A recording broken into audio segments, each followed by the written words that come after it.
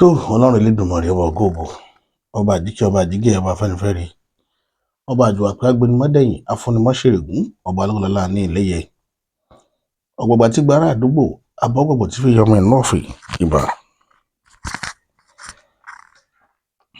ìbà àwọn ẹ̀yà mi oṣooṣọmọga àwọn ẹyẹ màgàmàgà ṣòro àwọn ajẹrùnró ajẹdòyànmọ́bì àwọn ọ̀ṣáláṣólò òṣòlóṣálá àwọn táwọ̀ ẹnumi ṣáláṣólò òjìjí fìrí ọdẹ́sàpóyáró àrògìdìgbà sàkóyò ogun onímọ̀tẹ́pẹ̀lẹ̀ màjà tí ìbà níjà láì fọwọ́ kán ní ìbà lọ́wọ́ yín àti dímùjẹ èèyàn ìbà o. láàlú ògiri òkú dọwọ́ rẹ o ilẹ̀ ògiri dọwọ́ rẹ mọ́jà àṣìlẹ̀tẹ̀ mọ́jà tójú ilẹ̀ mọ́lẹ̀ mọ́jà kẹ́gun ayé ogun ọlẹ́sẹ̀ mọ́jà jí sọ́fìn àwọn àgbàlagbà aṣọ ọ̀ka ènìyàn mọ́jà bá wọn tẹ́ o Elédùmarè ó dọwọ́ rẹ. kí ló gbé mi wá sórí ìkànnì yìí láàárọ̀ yìí ni pé aríwọ̀wọ̀ tí ń ṣẹlẹ̀ láàárín ìlú káàkiri orílẹ̀-èdè Nàìjíríà lélẹ́yìí tá a ti sọ nípa ẹ̀ tẹ́lẹ̀tẹ́lẹ̀ látẹ̀yìnwá tọ́pọ̀lọpọ̀ kọbi ara sí tó bá dọ̀rọ̀ òṣèlú.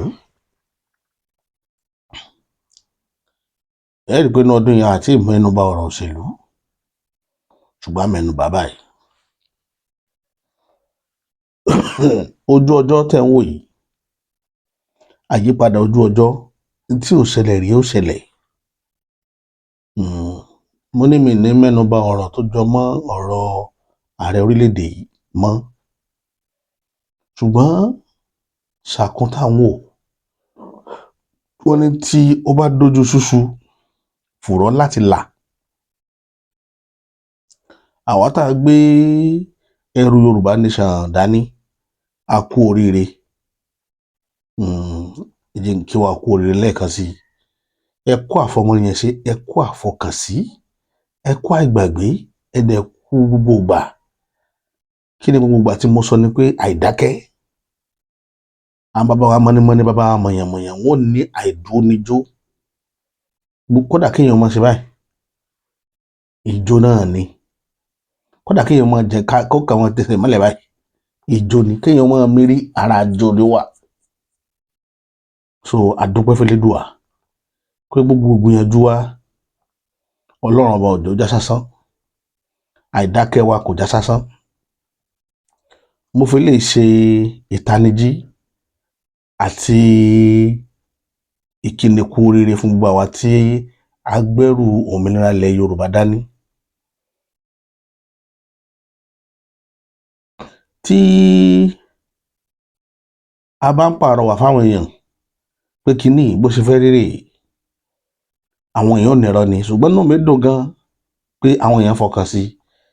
ẹnìkan bá mi sọ̀rọ̀ nígbà tá a dé ìlú tí mo dé ìlú Ọ̀fà níjọ́ ní bàbá wa kan bá mi sọ̀rọ̀ wọ́n ní sí bí kínní ṣe ń lọ yìí tí ó sì lójú ní bàbá yóò lójú. wọ́n ní kí làwọn nǹkan ìgbésẹ̀ tá a ti gbé mo wá ṣàlàyé fún wọn mo ní kò sígbà tá a gbé ìgbésẹ̀ pé àyè kan wà tó yẹ pé ìgbésẹ̀ bó ṣe lọ rí lélẹ́yìí tá a lè sọ lórí atẹ́gùn láwọn ìgbésẹ̀ tó kàǹkà tó lámìlaka gbogbo ẹ̀ náà àtẹlẹ́yìí tá a dá ṣe àtẹlẹ́yìí tá a jùmọ̀ ṣe gbogbo ẹ̀ náà ti ń padà lójú bí àjọ ayé ti máa ń rí nìyẹn fún onísùúrù ẹ̀dá. ní àná ìjẹta à ń gbọ́ wìrìwìrì à ń gbọ́ wìrìwìrì láti ìhà Trump àti pírẹsidẹ́ǹtì Israeli Netanyahu. ìpàdé kan wáyé láàrin àwọn méjèèjì nígbà tí Trump sọ pé ọ̀rọ̀ election 2027 kí ààrẹ Nàìjíríà lọ múra dáadáa pé kò gbọdọ̀ sí wúrúwúrú nínú ẹ̀ àwọn ọ̀dẹ̀ gbọdọ̀ rí nǹkan kan tó ta kókó pé àwọn da Nàìjíríà rú nípa àwọn òpin ni. Netanyahu ní mítì tó ń tẹ́ lọ ṣe pẹ̀lú Trump ni pé bó ṣe fẹ́ pín Nàìjíríà tí Christian ó dàdó tí àwọn Muslim náà ó dàdó. ìgbàgbọ́ tí wọ́n ní ni pé Sátánà ní Christian wọ́n believe wípé àwọn northern ní muslim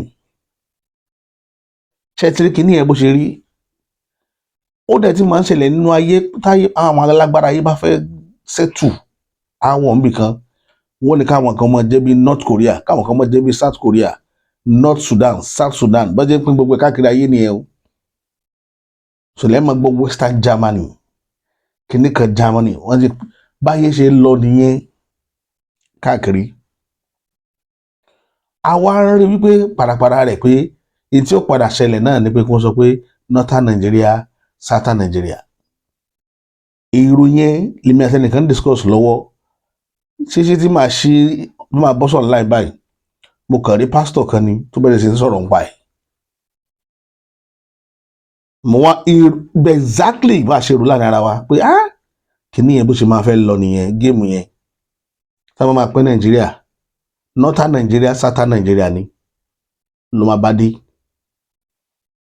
inú Southern Nigeria yẹn torí àwọn Ìgbò wọ́n ń ṣe iṣẹ́ gidi gan ẹ̀kọ́ mo sọ ọgbà yẹn ọ̀pọ̀lọpọ̀ ò mọ̀ ó wà lára gimmick tá a náà fẹ́ play géèmù tán play ni pé àwọn ni wọn ò jẹ́ kí Western world ó gbádùn lórí ọ̀rọ̀ killings tó ń wáyé bó ó sọ ọgbà yẹn èdè ló di president Nàìjíríà tí ó sọ̀rọ̀ èdè dì ní ọ̀nà tí àwọn forces yẹn gbà wọlé pọ̀ fún àwọn tó ń wọ bàbá Bọ́lá Ahmed Tinubu bí ẹni tó járangájá tó tí àkóso yẹn ń rí gbá lọ àwọn ti ṣe mistake wàláì wọ́n ṣe mistake nǹkan ti dàrú àṣírí lẹ́gbọ́n lẹ́nu nǹkan ti bàjẹ́ pátápátá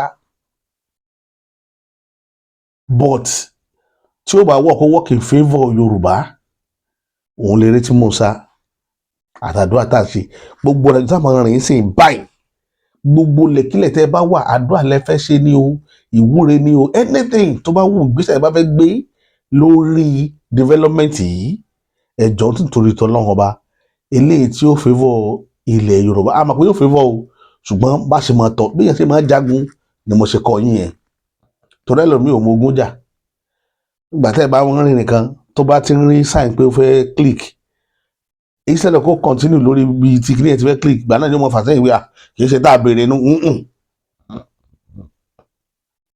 ń tá a béèrè ni tá a bá ti yọ nọ́ọ̀tì kúrò lára south tí south dá dúró ogun ti kọ́kọ́ ṣẹ́ná bọ̀ ilé táwọn a máa sáré fún sí ni pé torí mo rí gbèsè pé àwọn Ìgbò wọn ò dúró wọ́n fẹ́ kó sàjẹ́ mẹ́ta wọn kó sàmọ́ bá tiẹ̀ lọ tí àwọn fi lè lọ àwọn tó nọ́ọ̀tì tá a sọ náà máa fọ́ pẹ́ẹ́pẹ́ ni títí wọ́n fẹ́ fọ́ tó mẹ́fà lórí ọ̀rọ̀ màá fún yín video evidence tí mo ní lórí ọ̀rọ̀ tí pásítọ̀ yẹn sọ ẹ tiẹ̀ kọ́kọ́ wò ná kí n tó bọ́ sórí ìlànà míì kó má dàgbà rí gbogbo ìlú ra wọn. Nigeria will be divided into two. They will not give you Biafra. Nigeria will be turned into two nations, the southern and the northern. Biafra will come by reason of revolt. Now, if you can make note, make note. 2026 in view. There will be too much fear on earth. There will be what? There will be too much fear on earth. That is number one. Number two, Nigeria may be turned into a two nations under one nation. Southern Nigeria, which is the Christian race, and northern Nigeria, which is the Muslim race. Now, on Tuesday, the United Kingdom officially declared Nigeria a Muslim state. I know you may not hear that. I said on Tuesday, the United Kingdom declared Nigeria publicly a Muslim state. That is a Muslim country. And I told us on Sunday, for those that were here on Sunday, I'm not giving you prophecy. I'm telling you what we have decided up there. That Netanyahu is coming to divide Nigeria. Then, 2 days ago, that was Wednesday. Okay, Wednesday was yesterday. Netanyahu was in America. and had a meeting with Trump on how they're coming to Nigeria. 2027 election may not be what the politicians are thinking, because Nigeria will be divided into two. They will not give you Biafra. Biafra will become by revolt. I hope you're right. Nigeria will be turned into two nations, the southern and the northern. There may not be a Biafra that is, okay, let's give you Biafra. Biafra will come by reason of revolt. Okay, my revolt. By the time they declare southern Nigeria, we may come back and declare Biafra, covering Delta, the whole south and southeast. That is how Biafra will come. They will not come and say Biafra, Ududuwa, Arewa, northern and southern Nigeria. I hope you wrote it down. They will not give us Biafra. America and Israel will not give us Biafra. They will give us southern Nigeria. Then Biafra will become by revolt. I hope you understood that grammar. Many things will appear in the sky that religious nations will tremble and submit to Saturn in the name of God. It will look so real, as though you will see an angel walking in the cloud. It will be so real. But those things are electronic wave, current wave that will be projected. The elites of the earth know. They've already set the plan. So there will be signs in the sky this year. I don't know how they will project them, but you will see some signs in the sky. I'm talking to you now as my listeners and followers, that when you see those things and people are panicking, just mind your business. Know that it's not from God. It's not from the elites. Know it. They will shoot some things into the atmosphere. It will go through the space and explode, then descend and form something that looked like Jesus walking in the cloud. And it will be there for days. My only prayer is that may it turn the heart of men to look for him. Do you understand? So finally, give yourself to the service of the Almighty God, so you'll be saved from certain pestilence. There will be diseases. You see, there will be what? Disease that can kill in hours, in days. But we have divine immunity. If Ebola cannot harm us, if HIV cannot harm us, if COVID-20 or COVID whatever cannot harm us, this one will also come and pass. In the name of Jesus. tó fídíò evidence lẹ́rìí yẹn ẹ kí pásítọ̀ yẹn ti sọ̀rọ̀ ó kàn bọ́ sí kíní ní coincidence níta ń sọ lọ́wọ́ ni pásítọ̀ yẹn náà gbé jáde òun dẹ̀ ti sọ láti mi ò tiẹ̀ rí wọ́n dàgbọ́ ti sọ láti on the second or the third but the first ló sọ pé northern Nigeria southern Nigeria náà máa fẹ́ pín sí kó tó di pé meeting Netanyahu wáyé àti kíní àwọn kan wà tó yẹ pé Ọlọ́run fún wọn lẹ́mù náà wọ́n máa follow kíní ẹ̀ bó ṣe lọ ní irú nǹkan tẹ́lẹ̀ tó ṣẹlẹ̀ yẹn inú mi dẹ̀ dùn pé àwọn èèyàn ò dákẹ́ o àwọn èèyàn ò dákẹ́ torí ẹ̀ ń bí sọ́ngbà náà lọ́hùn tẹ́ ẹ bá sọ èèyàn kan dá lágbára tí ò bá ti fagbára rẹ̀ mójútó gbogbo ìran rẹ̀ tí ń lo agbára ẹ nílò pé èmi nìkan ni Ọlọ́run ó jọrú ẹni bẹ́ẹ̀ lójú òun ni àmẹ̀tẹ́ ń rí ẹnìkan sọ̀rọ̀ kan lánàá nínú ọ̀rọ̀ tá a ti sọ̀rọ̀ ó ní kí ló fún wa ní assurance pé tí bàbá Bọ́lá Ahmed Tinubu bá sòsídìí gbogbo ìrìnàjò tí ń rìn lọ́wọ́ yìí yóò fi favour ìran Yorùbá kò sí bó ṣe fẹ́ fi àwọn favour ìran Yorùbá torí ẹ̀ mo ti ń sọ láti ilẹ̀ bàbá yẹn kúrò lórí lane tí gbogbo Yorùbá gbé sí ó yẹ síbòmíì mo sọ̀rọ̀ kan mo ní tó bá jẹ́ why tí Nigerians ò fẹ́ kí Igbo rule country yìí ẹ fẹ́ kí wọ́n lọ ẹ dẹ̀ fẹ́ kí wọ́n rule wọ́n mọ̀ pé tó bá rule Igbo ní agenda wọ́n á lọ eré gbogbo eré sábà sálẹ̀ ayé wọn bí Nàìjíríà ti máa disintegrate ni. But a lot of people wọ́n wá ń gbé kò possible fún Bọ́lá Ahmed Tinubu kó pé Nàìjíríà kò rọrùn. Mo kàn rẹ́rìn ni kí ló táwọn tí Yorùbá rí báyìí náà.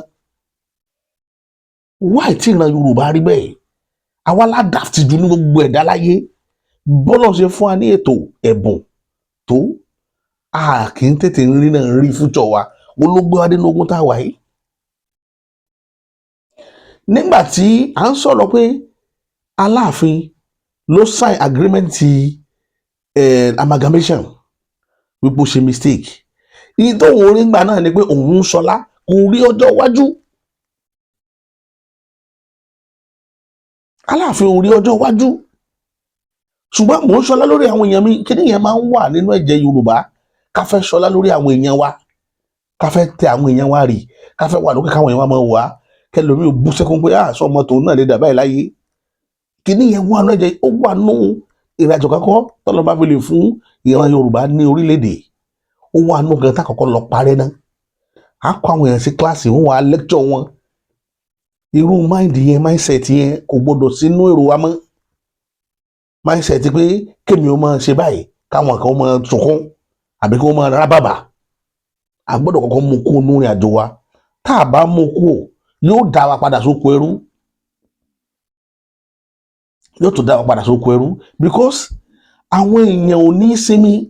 A kàn ń pariwo ní pé Yorùbá lọ̀tá Yorùbá bó ní Yorùbá ó ṣe ní lọ̀tá Yorùbá ìwọ nìkan àwọn èèyàn ó sì ọ níbi kan wọ́n wà fẹ́ jẹ gàba lé gbogbo wọn lórí.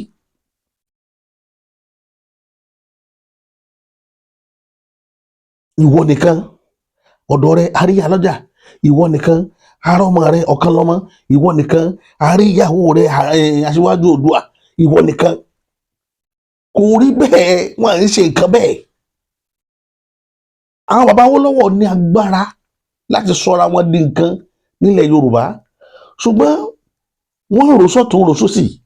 The only greatest mistake tí bàbá Awólọ́wọ̀ ṣe láyé ni Akíntọ́lá tí ò jẹ́ kó ṣèjọba tó gbógun tì. Nígbà tí bàbá Awólọ́wọ̀ step out kó government house tó ní kí Akíntọ́lá máa túkọ̀ ìṣèjọba lọ kò yẹ kó padà wojú Akíntọ́lá mọ́. Greatest mistake tó ṣe ní ayé ẹ̀ nìyẹn. Ṣé Yorùbá wà á resist ẹ̀? Kí nìyẹn lọ́kọ́kọ́ pín Yorùbá sí méjì Yorùbá ò dá sí Ìgbò òun ò dá sí méjì rí Ìgbò yẹn kọ́kọ́ dá sí méjì ní 58. Gbogbo àwọn kíní wọ̀nyí la gbọ́dọ̀ kíyèsára fún. A gbọ́dọ̀ kíyèsára fún. Ká má betray èèyàn ká má dalẹ̀ àwọn èèyàn. Gbogbo nǹkan wọ̀nyí tí ìran Yorùbá ò bá sá fún a máa bára wa lóko ẹrú ní gbogbo ìgbà. Ó jẹ́ ìmọ̀ràn ó sì jẹ́ èròǹgbà tèmi pé tọ́lọ́run bá fi lè kọ́ kí ìran Yorùbá kó lóko ẹrú a gbọ́dọ̀ eradicate gbogbo tó jọ mọ́ ìrìn àjò báyìí nínú ìgbésẹ̀ wa. A gbọ́dọ̀ eradicate. So reason rèé màá fún yín ní àkàwé kan lórí ọ̀rọ̀ ìyá Ìlọrin tí wọ́n lọ dáná sunlé wọn. Ọ̀rọ̀ pọ̀ lórí ẹ̀ àwọn èèyàn dẹ̀ jáde wọ́n sọ̀rọ̀ oníkálùkù ti sọ èrò ọkàn ẹ̀. A rí bàbá kan tán pè ní aṣáájú àwọn mi ìmọ̀ aṣáájú tán jẹ́ wọ́n wọṣọ funfun báyìí màá mú fídíò wọn wá tí àwọn náà lọ sí ilé Ìyá Ọ̀ṣun. Ọ̀rọ̀ pọ̀. Ìlú Ìlọrin ìlú oníjàmbá ni wọ́n mọ ìjàmbá ṣe omi tá a fi dálù Ìlọrin ni wọ́n sì jókòó tí wọ́n ro ẹjọ́ tì í. Ẹ lọ sílé Ìyá Ọ̀ṣun ẹ lọ balẹ̀ rẹ̀ jẹ́ ẹ̀yin náà lẹ́sọ̀ fún pé ẹ̀sùn rẹ̀ ná ẹ sì padà lọ débi ààrẹ èèyàn tó dìfẹ́ǹdì lọ níbi pé wọ́n ní ṣe bẹ́ẹ̀ yẹn wà lórí ẹjọ́ náà lọ́hùn ọmọ ìyá náà lè dáná sun kí lọ ọmọ rẹ̀ ò dáná sun. Ìwọ lè dáná sunlé bàbá rẹ̀ ìwọ tó sọ̀rọ̀ yẹn pé ọmọ Ìyá Ọ̀ṣun ló dáná sunlé ilé ìyá rẹ̀ ṣé wọ́n lè dáná sunlé bàbá títí ẹ nítorí kíni. Ẹ máa kí sọ̀rọ̀ ẹ máa rò pé àwọn amọ̀kùnmẹ́kọ lẹ̀ ń bá wí. Ẹ ti ṣe ń tẹ́ ẹ fẹ́ ṣe amọ̀ yín lórí ọ̀rọ̀ ẹ̀sìn ẹ ṣe síta ní ọlọ́run àbẹ́ ṣe fún. ìyá Ọ̀ṣun tíjọ́ kìíní àná tẹ́ ẹ lẹ́ mú lọ sí Mẹ́kà gbogbo ẹ̀kọ́ tá ńlá padà rí tẹ́ ẹ yẹpọ̀n tí gbogbo yín tẹ́ bẹ̀rẹ̀ sí ní kó fún yẹn níyà gbogbo àṣírí ẹ̀ ló tú but ìyẹn kọ́ ni kì í ṣàṣekò jàgídíjàgan la wà kì í ṣàṣekò jàgídíjàgan arípẹ́ ti ṣe ń tó wù yín ọkàn yín sì ti balẹ̀ kéèsì ti wà lọ́dọ̀ ìjọba tó bá wù ìjọba kíjọba ó ṣe arántí kéèsì Tani Olohun àmọ́ tádájọ́ ṣe lórí ọ̀rọ̀ Tani Olohun àmọ́ ìgbésẹ̀ táwọn ọlọ́pàá gbé lórí ọ̀rọ̀ Tani Olohun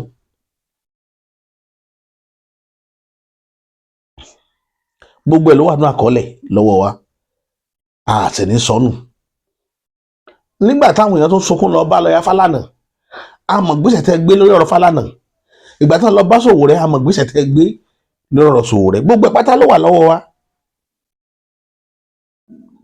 àwa kì í ṣe dèdèrìn àdẹ kì í ṣàmúkú mẹ́kọ ṣùgbọ́n mo tó sọ fún Elédùà lé níṣẹ́ Ìlọrin ó bọ̀ lọ́wọ́ Fúlàní ẹ lọ kọ̀rọ̀ tí mo sọ lẹ̀ lẹ́nìí àfi tí ò bá sọ́nà lókè àfi tó bá jẹ́ pé Ọlọ́run lẹ́ ń pè tó tọ́ ló kù ṣùgbọ́n tẹ́lẹ̀ kí n bá sọ̀hún ní ìran yín níṣẹ́ tẹ̀ ń jẹ́ Ìlọrin ó bọ̀ lọ́wọ́ yín èmi ò ní sọ jù bá ń lọ ìyá Ìlọrin ìyá Ọlọ́ṣun Ìlọrin àwọn tí wọ́n bá àwọn ẹlẹ́yinjú àánú ńlẹ̀ Yorùbá ẹ dìde ìrànlọ́wọ́ sí ìyá yẹn ẹ dìde ìrànlọ́wọ́ sí èkejì tí màá wá sọ tẹ́ ẹ bá dìde ìrànlọ́wọ́ láti ran ìyá yẹn lọ́wọ́ wọ́n dà pé mo ti rí tán post account ẹ̀ mọ́ ẹ kàn make sure pé àkáǹtì ìyá yẹn náà sanwó sí kan fi tó lè ìyá yẹn ṣe kí ìyá yẹn fi mọ́ ríbi sùn kó má máa wà wọ̀sùn káàkiri ìyẹn jẹ́ ẹlẹ́ẹ̀kejì ẹ jẹ́ kí security ìyá yẹn tight tí wọ́n fi ní torí mo mọ̀ lọ́rin dáadáa mo mọ̀ wọ́n gan wọ́n lè lọ bo nǹkan mọ́nú léwu tí wọn ò fi ní nílé yẹn kọ́ tàbí kí wọ́n fi kí nǹkan kan burúkú mọ̀ ṣẹlẹ̀ sí ẹ lọ wá àmójútó bí ìyá yẹn ó ṣe nílé lórí kì í ṣe dandan ni kó kọ́lé síbẹ̀ yẹn mọ́ wọ́n lè lọ kọ́ síbòmíì fún tí ó wà lálàáfíà ẹ fi tí gbogbo wàhálà tí lọ́ọ́ bá fà pẹ̀lú yẹn fi wọ́n lẹ̀ ẹ̀yìn ẹ̀ sáà sọ f'Ẹlẹ́dùmarè pé tó bá jẹ́ pé lódodo ìwọ lọ bá dá ayé òun ọ̀run ìwọ lọ ṣètò sínú ayé àtọ̀run wọn ò lè mú jẹ mo nígbàgbọ́ ẹni tó nígbàgbọ́ nù Elédùmarè yàtọ̀ sí ẹni tó nígbàgbọ́ nù táwọn nígbàgbọ́ nù rẹ̀ yẹn o méjì ni ẹni tó bá nígbàgbọ́ nínú Elédùmarè ó yàtọ̀ sí táwọn nígbàgbọ́ nínú rẹ̀ méjì ni ẹja mọ ohun tí ó ṣẹlẹ̀ ọ̀rọ̀ mi ò ní jù báyìí lọ lórí ìkànnì ilé ni èmi tí ń tòótọ́ bàbá àṣà títí tá fi mọ mákànṣe àkọ́tún ètò mi wá ó dìgbà. lọ ẹrù àwọn màmá ń kọ gangan. bí ẹni gbogbo ẹ ti jóná yẹn fún ká gbogbo ẹ yẹn yàrá ìbùsùn wa àtàṣọ àti gbogbo ẹ yàrá ìbùsùn wa yìí ẹlẹ́dí lẹ́yìn bẹ́ẹ̀ ti sẹ́kàn aṣọ ẹlẹ́dí fi máa yí káàkiri. sẹ́rù yẹn pọ̀ dé ìjọba yẹn pọ̀ dé mbẹ́.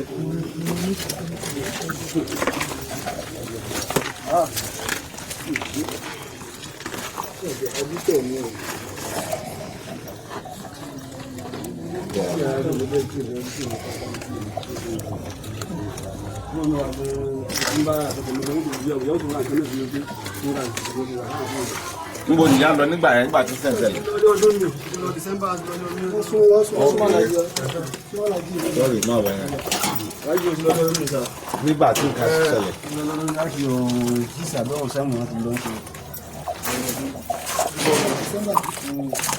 bọ́ọ̀lù màmá wà báyìí àwọn wà bẹ́ẹ̀. a lọ check wọn.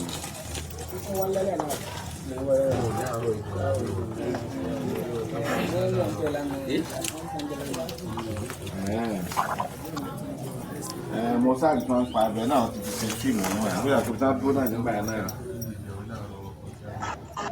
Ọlọ́run jẹ́ ká ṣòfò ẹ̀mí o. Well, on behalf of the entire community, now I'm say well,